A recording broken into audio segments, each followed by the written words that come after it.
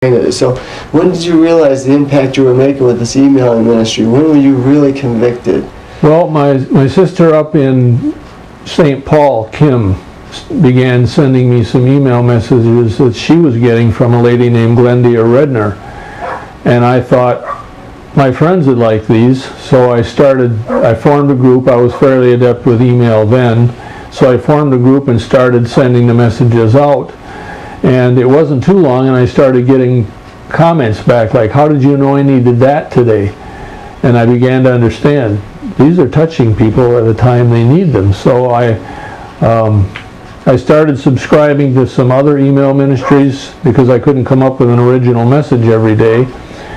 And over about a 2-year period, the group grew from 40 when it started with just my friends to about 400, just because when they forwarded it to their friends were adept enough to look at the message, see where it came from originally, and send me a message asking me to add them to the mailing group. And after about 2 years, I remember one of the groups that I subscribed to was run by a gal named C.J. Jones. I talked to her by email a couple of times. She said that she had 8,000 subscribers, and I remember thinking, boy, wouldn't it be something if I got to 1,000? And shortly after that, I read an article in PC Magazine about how to construct a message so that it would legally not be considered spam.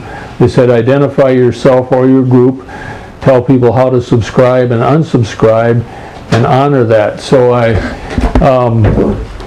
started putting a footer on the bottom of each message saying the Christian Challenge and Blessing email service. To subscribe, send a message with subscribe in the subject line, to live right at charter.net. To unsubscribe, do the same thing, but put unsubscribe in the subject line. And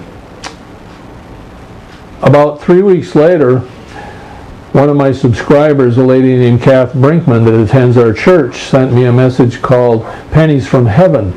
Just very briefly, the premise of the message was that we as Christians are so busy watching for the mountain to move or the river to part that we're almost unconscious of the 50 little blessings we get every day of our lives. And as a result, we're not really as thankful as we ought to be.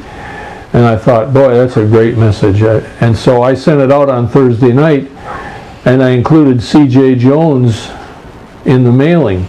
She liked it and sent it out Friday night. At that time, I had 400 subscribers. By the following Monday, I had over 100 new subscribers, and I had to look up on the internet to see where those email addresses that ended in ZA or ZW came from. They came from South Africa. I was just blown away. I never expected to have subscribers on the other side of the ocean. But from that point, it just grew. And in a few years, it grew up to 16,000 subscribers. One night I sent out an email message and I got an error message saying too many recipients. I contacted my ISP and they said, yes, I'm sorry, we've instituted a new program here. You can't send more than 2,000 messages an hour. We're trying to prevent spam from the people that use our service. Well, I was trying to send about 8,000 messages an hour, so what am I going to do now? I didn't want to take 8 hours sending a message. So I contacted our children's pastor at church named Mark Kilcoyne. He was our computer expert, and he said, well, why don't you contact the company that hosts our church website? They may be able to help you. He gave me the phone number. I called an outfit called Highest Praise Productions down in the Carolinas and talked to the owner, and he said, yes, we could handle your email ministry. And he told me about this program called Subscribe Me Pro that allows people to subscribe over the internet themselves. Before, the only way a person got added to my email ministry was to send me a message and ask me to add them.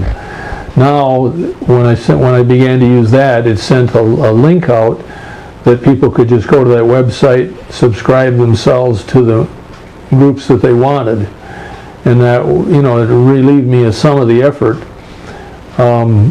However, the Lord I know there are some really big email ministries out there, and the only way they accept subscribers is when they go to website to subscribe.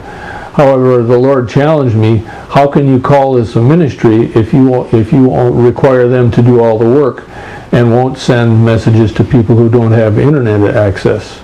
So part of the footer on each message is you can subscribe by sending an email message to liverightcharter.net. It's a little more work, but I really do feel that I need to do that in order to serve as many people as the Lord wants me to.